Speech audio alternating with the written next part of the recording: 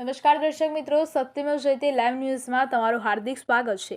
Bharatiya Janata party Vadodara મહાનગરના મધ્યસ્થ media સેન્ટરનો શુભારંભ કેન્દ્રીય મંત્રી પ્રકાશ જાવડેકરના હસ્તે તથા પ્રદેશ મહામંત્રી ભાગેવભાઈ ભટ્ટ, શહેર અધ્યક્ષ ડોક્ટર વિજયભાઈ શાહ, સાંસદ રંજનબેન ભટ્ટની ઉપસ્થિતિમાં રાખવામાં આવ્યો હતો। પ્રસંગે કેન્દ્રીય મંત્રી પ્રકાશ જાવડેકરે પ્રેસ મીડિયાના प्रतिनिधियों સાથે સવાલ जवाब પણ કર્યા હતા।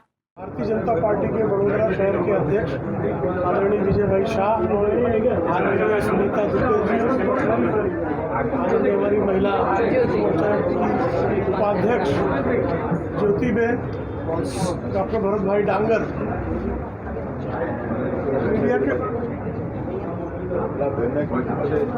मीडिया के मित्रों,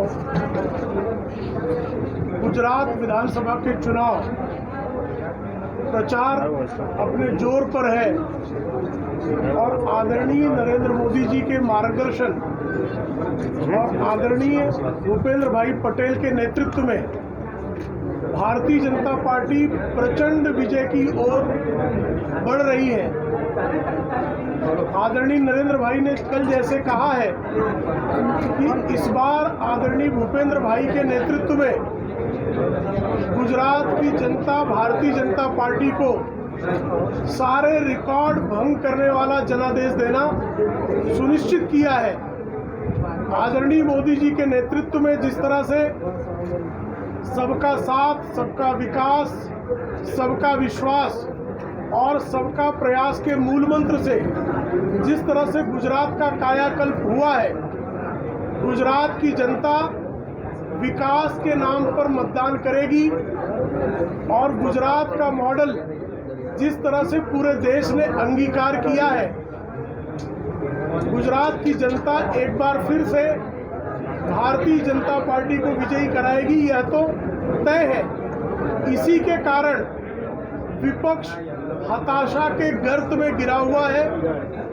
परिणाम स्वरूप आदरणीय नरेंद्र मोदी के लिए फिर से एक बार विपक्षी नेता अब शब्दों की झड़ी लगा रहे हैं। जिस तरह से 2002 में आदरणीय नरेंद्र मोदी जी के लिए श्रीमती सोनिया गांधी ने मौत का सौदागर के अपशब्द से जो प्रारंभ किया था, अब तक 87 गालियां कांग्रेस के विविध नेता आदरणीय नरेंद्र मोदी जी के लिए दे चुके हैं। उसमें नई गाली का इजाफा गुजरात के नेता और कांग्रेस के जो चुनावों के निर्वाचन अधिकारी थे, ऐसे श्रीमान मधुसूदन मिस्त्री ने फिर से एक नई गाली आदरणीय नरेंद्र मोदी जी के लिए उछाली है। और जब जब इस तरह की गालियां कांग्रेस और उनके बगल बच्चा दल देते हैं, उससे गुजरात की जनता और तीव्र गति से नरेंद्र मोदी के नेतृत्व में जनादेश देती है। जिस गुजरात का आदरणीय मोदी जी के कार्यकाल के पहले कुल बजट केवल 10,000 करोड़ रुपए हुआ करता था, आज वह बजट 2,40,000 करोड़ रुपए से ज़्यादा का यानी 24 गुना से ज़्यादा हुआ है। जिस गुजरात का कुल जीएसडीपी सिर्फ 99,000 करोड़ रुपयों का हुआ करता था, वहां आज 19 लाख करोड़ रुपयों की जीएसडीपी है। जिस गुजरात में केवल 21 विश्वविद्यालय हुआ करते थे, आज वहां 103 विश्वविद्यालय हैं। जिस गुजरात में कभी लोग बूंद बूंद पानी के लिए तरसते थे, आज वह गुजरात 100% नल से जल देने में समर्थ हुआ है। और जो लोग गुजरात में पानी रोकना चाहते थे, मेधा पाटेकर जैसे लोग किस तरह से राहुल गांधी की यात्रा में शामिल हो रहे हैं।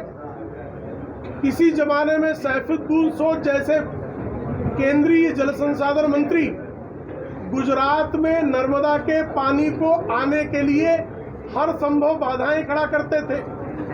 विश्व बैंक का ऋण नर्मदा प्रकल्प के लिए न मिले, इसके लिए कांग्रेसी षड्यंत्र रचा करते थे, तो आज गुजरात को गालियां दे रहे हैं।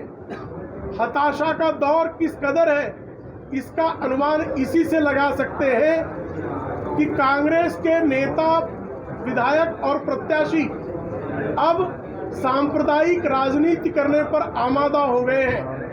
कांग्रेस के एक विधायक इंद्रजीत परमार ने, उनका वीडियो सामने आया है जिसमें वह कह रहे हैं कि सिर्फ मुस्लिम इलाकों में ही डिस्पेंसरी खुलेगी, हिंदू इलाके में डिस्पेंसरी नहीं खोलने दी जाएगी। इसी तरह से उनके आज वैसे विषय नहीं है, छत्रपति शिवराय जो है उनको जितना आदरणीय नरेंद्र मोदी जी ने आदर दिया है, हर कोई जानता है कि नौसेना का जो चिन्ह है वो आदरणीय शिवाजी की नौसेना के आधार पर किसने किया, तो नरेंद्र मोदी ने किया।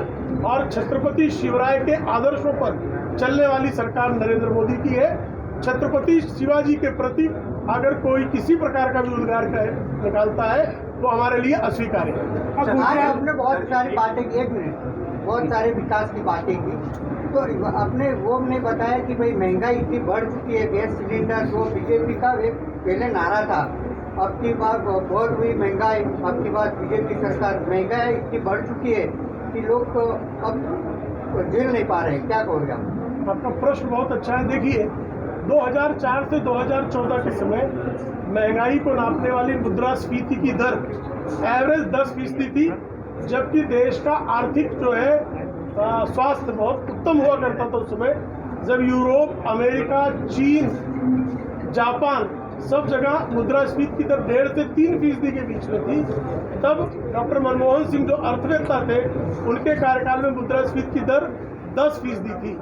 आज कोरोना जैसी महामारी आने के बाद जब अमेरिका में मुद्रास्फीति की दर दहाई के अंक को पार करने पर है, यूरोप की वही दशा है, चीन की वही दशा है, तब भारत में मुद्रास्फीति की दर अधिकतम 6.7% होना इस बात का प्रमाण है कि आदरणीय नरेंद्र मोदी जी ने यथासंभव महंगाई से भारत की जनता को मुक्त रखने का प्रयास किया है। सर, अपनी सरकार की उज्ज्वला योजना की, गैस सिलेंडर की, सबको उसमें तो एक बार दे दिया, उस वक्त भाव था 400 रुपया, आज 1200 रुपया हो गया, उसके बारे में क्या कहोगे? अच्छा प्रश्न है। आपके, लेकिन कृपया समझ लें कि सब्सिडाइज्ड जो सिलेंडर था उसका भाव और अनसब्सिडाइज्ड उसकी तुलना नहीं की जा सकती।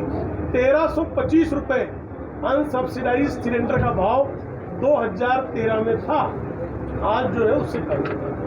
अभी गुजरात में जो इलेक्शन आ रहा है तो आम आदमी पार्टी ने भी गुजरात में इलेक्शन लड़ने की योजना बना दी है, तो क्या आपका रिएक्शन होगा? देखिए, आम आदमी पार्टी तो दिल्ली में भी आम आदमी पार्टी तो हिमाचल प्रदेश में भी चुनाव लड़ने गई थी, क्या दुर्दशा भी देखा। उत्तर प्रदेश में उन्होंने 368 सीटों पर लगे 367 पर उनकी जमानत जब्त हो गई। उत्तराखंड में उनकी जमानत जब्त हो गई और उनका मुख्यमंत्री का प्रत्याशी भारतीय जनता पार्टी में आ गया। महाराष्ट्र में उनकी अधिकांश सीटों पर जमानत जब्त हो गई। तो किसी को अगर जमानत जब्त कराने का शौक हो तो उसको चुनाव लड़ना चाहिए। जी, छत्तीसगढ़ के सीएम भूपेंद्र बाघेल ने ऐसा कुछ बयान दिया है कि राहुल गांधी के जोड़ो यात्रा से उनके आलोचकों का मुंह बंद कर दिया है, आपका क्या कहना है? उनके आलोचकों ने कल उनका जो अनुवाद कर रहे थे सूरत में, उनका भी मुंह बंद हो गया और माइक छोड़ के चले गए। तो राहुल गांधी की बात अगर उनका अनुवाद करने वाला कांग्रेस का नेता नहीं समझता है तो आप समझ सकते हैं उनकी बात कहाँ तक पहुंची है। सर, 27 साल से गुजरात में बीजेपी सरकार है, आज तक बड़ौदा डिस्ट्रिक्ट की बात करते एक भी GIDC नहीं ला पा रहा है और बेरोजगारी दिन ब दिन बढ़ रही है, क्या कहोगे? देखिए, LNT का सबसे बड़ा संकुल कहाँ है, ABB का संकुल कहाँ पर है, रेल कोच फैक्ट्री कहाँ है, विमान कोच फैक्ट्री कहाँ पर, विमान बनाने की फैक्ट्री कहाँ आई है। तो सतत औद्योगिकरण आदरणीय मोदी जी के नेतृत्व में आपने जो भी गिना है वो तो सब आने वाला भविष्य की बात है। अरे भाई, क्या बात कर रहे हैं? फैक्ट्री, विमान फैक्ट्री चालू होने में तो समझ नहीं। उस युद्ध के समय आदरणीय नरेंद्र मोदी जी की अपील पर रूस और यूक्रेन 2 दिन के लिए युद्ध विराम कर देता है ताकि भारतीय छात्र जो वहां पर शिक्षा ग्रहण कर रहे थे उनको सुरक्षित अपने देश में वापस भेजा जा सके। और नरेंद्र मोदी जी का ही चमत्कार है कि यूक्रेन में रहने वाले पाकिस्तानी छात्र भी अपने कंधे पर तिरंगा ध्वज रखकर उन्होंने अपने प्राणों की रक्षा की। ऐसे नरेंद्र मोदी के लिए अगर गुजरात की धरती पर आकर लोग अपशब्दों का प्रयोग कर रहे हैं, अगर गुजरात की अस्मिता को कलंकित करने का प्रयास कर रहे हैं, तो गुजरात की जनता ऐसे लोगों को अपने जनादेश के माध्यम से निश्चित तौर पर सबक सिखाएगी और गुजरात में इस बार सारे रिकॉर्ड भंग होंगे और गुजरात में भारतीय जनता पार्टी की प्रचंड बहुमत वाली सरकार बनेगी। इसमें किसी प्रकार का कोई संदेह अब तो विपक्ष के मन में भी शेष नहीं है। इसलिए विपक्ष के लोग हताशा में अब गुजरात और गुजरात के सपूत के लिए गालियों का प्रयोग कर रहे हैं, जो अत्यंत निंदनीय है। भारतीय जनता पार्टी हमेशा विकास के मुद्दे पर चुनाव लड़ती है और चुनाव परिणाम आने के बाद विकास के लिए जुट जाती है। हम जिस वडोदरा शहर में बैठे हैं, इस वडोदरा शहर को या तो आदरणीय श्रद्धेय सयाजी राव गायकवाड़ ने या तो इसका विकास किया या गुजरात के सपूत नरेंद्र मोदी ने किया। जब वो मुख्यमंत्री थे तो मुख्यमंत्री के रूप में उन्होंने वडोदरा शहर को रेल कोच फैक्ट्री प्रदान की थी और जब आज वह प्रधानमंत्री हैं तो उन्होंने इस वडोदरा शहर को विमान निर्माण करने वाला कारखाना देकर उन्होंने वडोदरा के लोगों के लिए विकास की गंगा को किस तरह से बहाना चाहिए इसका एक आदर्श प्रस्तुत किया है। जिस तरह से वडोदरा को रेल यूनिवर्सिटी दी गई है, उससे यह सिद्ध होता है कि चाहे शिक्षा का क्षेत्र हो, चाहे स्वास्थ्य का क्षेत्र हो, चाहे औद्योगिकरण का क्षेत्र हो, हर क्षेत्र में चतुर्दिक विकास करने का कार्य आदरणीय नरेंद्र मोदी जी के मार्गदर्शन में भारतीय जनता पार्टी के विविध मुख्यमंत्रियों ने किया है और हम आज भी अपना वोट विकास के नाम पर मांग रहे हैं। शेष लोग जाति, गोत्र और धर्म के नाम पर बात तो करेंगे भारत जोड़ो की, लेकिन हरकतें करेंगे भारत तोड़ो की। ऐसे भारत तोड़ो वालों को निश्चित तौर पर जनता सबक सिखाएगी। कांग्रेस को केवल मुसलमान ही बचा सकते हैं। कुछ दिन पहले गुजरात कांग्रेस के अध्यक्ष ने कहा था कि इस प्रदेश के संसाधनों पर पहला अधिकार अल्पसंख्यकों यानी लघुमती के लोगों का है। आपको तो पता ही है कि जब डॉक्टर मनमोहन सिंह प्रधानमंत्री थे तब उनका कहना था कि इस देश के संसाधनों पर पहला अधिकार अल्पसंख्यकों, सूचना थी, मुसलमानों का है। स्वयं राहुल गांधी अपने अल्पसंख्यक प्रकोष्ठ की बैठक में कह चुके हैं कि कांग्रेस मुसलमानों की पार्टी है। भारतीय जनता पार्टी जहां एक तरफ सबका साथ, सबका विकास, सबका विश्वास की बात करती है, दूसरी तरफ कांग्रेस के लोग किस तरह से विकृत सांप्रदायिकता पर आमादा है, यह पूरा देश देख रहा है। सांप्रदायिक ध्रुवीकरण करके गुजरात के चुनाव के शांतिपूर्ण माहौल को बिगाड़ने का हर संभव प्रयास किया जा रहा है।